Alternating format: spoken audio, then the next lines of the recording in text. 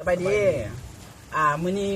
บริษัท EP Global Hub 11ของเราเนาะได้ลงมาเยี่ยมยามลูกค้าที่เป็นเกี่ยวกับพยาธิติดต่อทางเพศสัมพันธ์เพิ่นได้ใส่สมุนไพร Happy Chew เฮาและอาการของเพิ่นดีขึ้นเดี๋ยวไปฟังจากปากของลูกค้าเลยเนาะว่าเพิ่นกินแล้วมันจะดีแบบใดหลังจากกินแล้วรู้สึกมันดีจังได๋เจ้าอยู่บ้านเชียงดาเนาะฮัดไส้ฟอง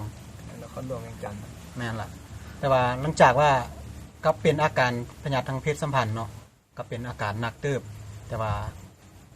ก็อยากบอกให้ฮู้ทั่วๆไปว่าพี่น้องท่านยิงท่านสายถ้าผู้ใดรู้สึกว่าเป็นก็อยากให้มาลองสมุนไพรนี้ลองเบิงเพราะว่าอันนี้ก็คือตัวจริงของข้าพเจ้าเองที่เป็นแล้วก็ได้ลองมาตัวจริงแล้วก็รู้สึกว่ามันก็ดีขึ้นหลายแล้วแต่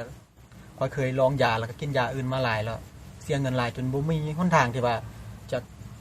จะกินแล้วจนว่าตัดสินท้อใจแล้วบ่อยากจะกินยาหยังแต่ว่าบัดสุดท้ายเขาก็เลยตัดสินใจลองซื้อสมุนไพรปีทูเนาะก็เลยรู้สึกว่ามันดีขึ้นหลายต่อสุขภาพของข่อยแล้วก็มันก็ดีจะปกติแล้วตอนนี้นะขอบใจทางทีมงานของเพิ่นที่ว่าได้ให้ยานี้มาได้กิน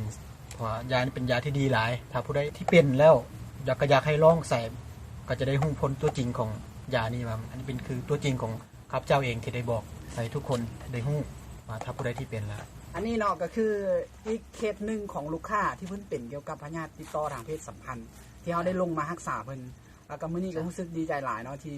เห็นเพิ่นอาการดีขึ้นบ่อยากเว้าให้ทุกคนเชื่อเนาะอยากให้ทุกคนลองแล้วจะฮู้ว่ามันดีจังได